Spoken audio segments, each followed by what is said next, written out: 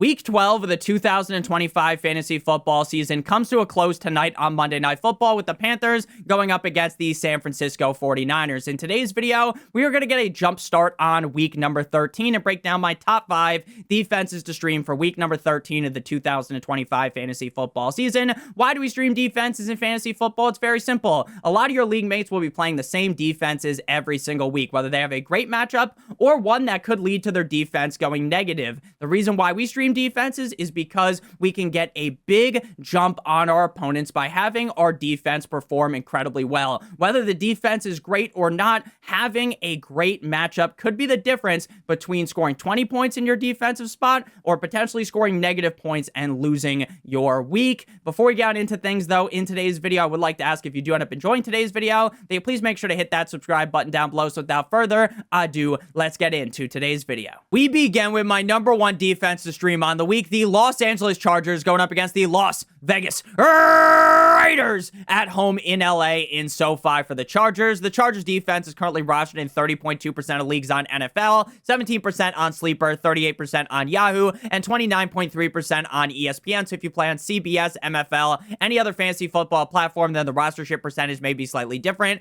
Though I will note in some cases from platform to platform, then the rostership percentage may be drastically different. The Chargers defense were on bye last week, so we have to go back to week number 11 to see their last defensive performance. And spoiler alert, it did not go well at all. The Chargers defense, week 11 at the Jacksonville Jaguars in Duval. They lose that game 6-35. They got put on a t-shirt in that game.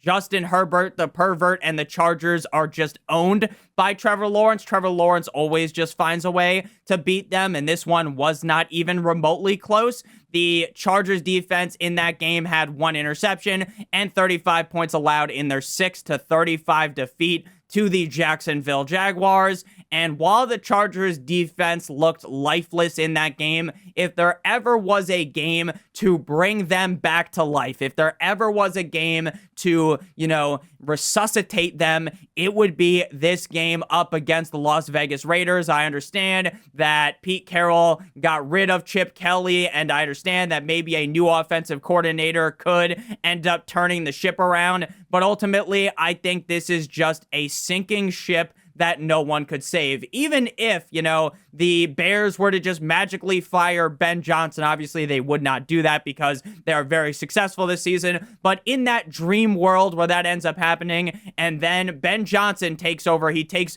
Pete Carroll's spot, he's the head coach, he's calling all the plays.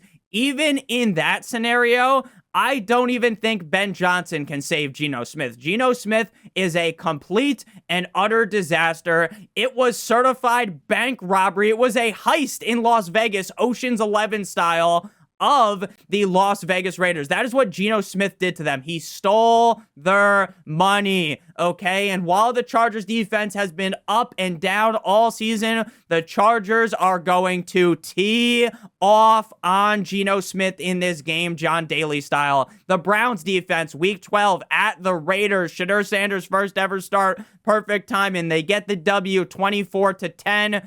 10 sacks in that game. 10 sacks in one game. They absolutely devoured Geno Smith in that spot. 10 sacks, 1 fumble recovery, 10 points allowed. And I understand that the Chargers and the Browns defense are not in the same conversation in terms of skill set defensively, but I believe the Chargers are going to destroy the Las Vegas Raiders offense. I think that the Chargers, anytime you can get a defense up against the Raiders, it's red panty night. It's free money. So it's like the free square on your bingo card. We love the Los Angeles Chargers this week. Now, the Chargers face the Eagles on Monday Night Football next week. And while the Eagles have been on the struggle bus offensively, I would not touch them with a 10-foot pole in the spot. No need to play the Chargers after this week up against the Raiders. Then we got the Jacksonville Jaguars at the Tennessee Titans. The Jaguars defense currently rostered in 31.4% of leagues on NFL, 38% on Sleeper, 42% on Yahoo, and 51.7% on ESPN. The Jaguars defense, week 12 at Arizona, they win that game 27-24. 6 sacks for the Jaguars defense, 18 points allowed. They have recorded an interception in 3 of their last 4 games. So while the Jaguars defense certainly doesn't look as dominant as they did for the first 4 weeks of the season, they have been starting to click again over the last 4 weeks because they were, again, just amazing to start off the season, right? This was a defense that looked like one of the best in the NFL. And then they had a bit of a lull in the early parts of the middle of the season. And then recently they have really started to pick things up. So with the Titans offense being what the Titans offense is, and I understand that the Seahawks defense actually didn't have a great day like I expected them to. Now, if you started the Seahawks defense, you were disappointed because going into the game, anytime you go up against Cam Ward, it's just like Geno Smith, right? It's a free square. You don't even have to think about it. You know you're playing that defense, right? The Seahawks win the game 30-24 in Tennessee, but they have 4 sacks, 24 points allowed. I definitely thought they would be able to get at least a fumble or maybe an interception or maybe even a fumble that turns into a touchdown or a interception, a pick 6, right? Something like that. But hey, it didn't go their way that game, but you're still feeling very positive about any defense that goes up against Cam Ward.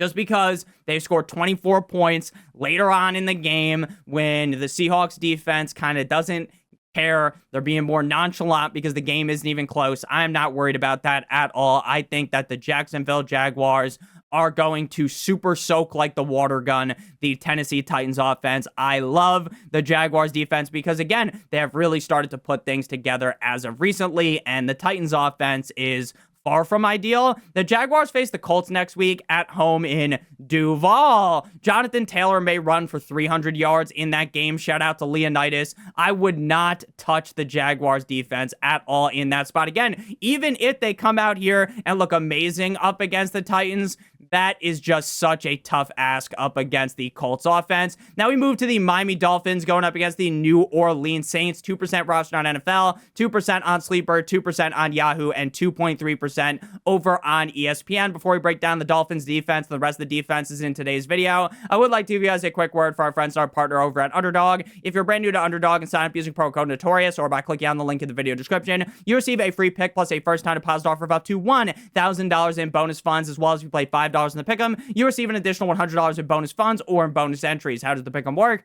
It is incredibly simple. You make at least 2 picks on the players higher or lower. If those picks hit, you get paid. If you do multiple other picks, then the payout will be higher, but all of the picks need to hit. Make sure you guys do check that out. Promo code Notorious or by clicking on the link in the video description. Back on into things here with the Miami Dolphins going up against the New Orleans Saints. The Miami Dolphins are a readily available defense. 2% roster on NFL, 2% on Sleeper, 2% on Yahoo, and 2.3% on ESPN. For the other defenses, the Chargers, if you're in a 10-team league, you likely will be able to get the Chargers. If you're in a 10-team league, you likely will be able to get the Jaguars. Even if you are in a 12-team league, you should be able to potentially scoop up those defenses. For the Dolphins, if you're in a 32-team league, you may be able to get the Dolphins. Now, obviously, if you're in a 32-team league, every defense would be owned, I understand, but if you're in a 14-team league, a 16-team league, an 18-team league, the Miami Dolphins defense will be available for you to pick them up. Now, just like the Chargers, the Dolphins were on bye last week to save my sanity as a fan of the team. The Dolphins defense, week 11 versus the Washington Commanders in Spain. They win that game 16-13. The Dolphins defense was fantastic in that game. I understand that that was up against Marcus Mariota. I understand that Marcus Mariota isn't Jaden Daniels, but it's not like the Dolphins are now going up against, the Bills. And, the Dolphins shut down the Bills, but you get the point, right? They're not going up against some offense that puts, shivers down your spine like the Spooky Skeleton song, right? That just is not the case. So the Dolphins defense, they get 1 sack, 1 INT, 1 fumble recovery, and 13 points allowed. Back-to-back dominant showings by the defenses. Prior to locking up Marcus Mariota, they had Josh Allen looking like Nathan Peterman. I don't know how long this defense will be able to keep up this great play. I'm going to be honest with you, I don't know if the defense is actually good enough to keep that up, because in terms of personnel, in terms of the actual players on the team, as a fan of the team, I don't think this Dolphins defense has the most elite squad ever assembled. So while that does somewhat concern me, if there ever was a team to, keep your defense in the flame, keep your defense playing so well, it would be up against the New Orleans Saints. Things are so bad that I saw fans on Twitter of the Saints calling for Spencer Rattler to come back. Falcons defense week 12 at the New Orleans Saints, W 24-10.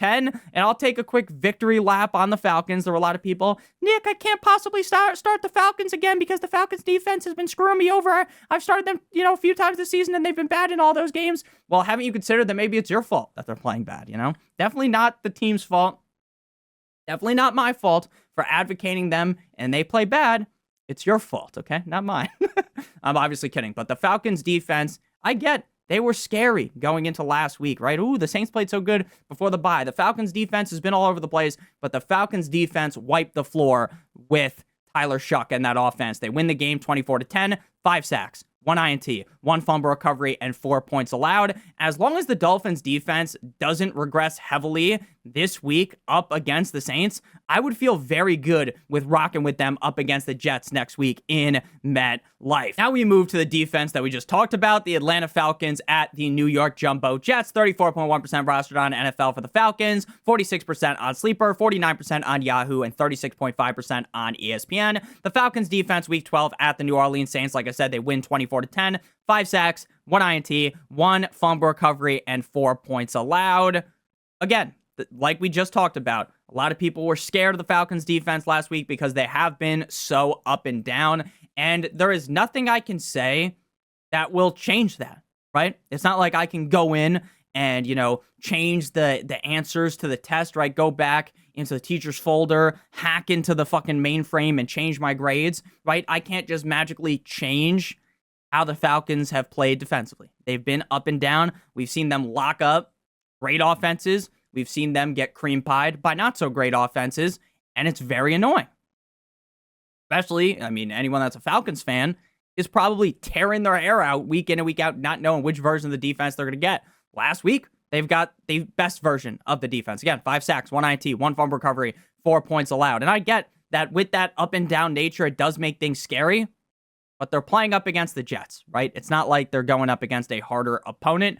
And while Tyrod Taylor did seem to have the offense operating correctly early on in the game, once things flipped to the second half, the offense just didn't have any juice. The Ravens defense week 12 versus the Jets, they win 23-10, 3 sacks, 1 INT, 1 fumble recovery, and 10 points allowed. So again, while the Falcons defense may be very untrustworthy, the Jets offense is a team that you are just going to continue to stream your defense against. The Falcons will go toe-to-toe with the Seahawks next week, and I want nothing to do with my fantasy defense playing up against Jackson Smith-Njigba, so I would be dropping them like it's hot after this game. Final defensive stream of the week, the New York Jumbo Jets going up against the Atlanta Falcons this week. We got the opposite of the defense we just talked about, going up against the Atlanta Falcons, 1.6% roster on NFL, 3% on Sleeper, 8% on Yahoo, and 8.6% on ESPN. Now, I understand that the Jets defense is very much neutered by the moves that they made at the trade deadline, and I understand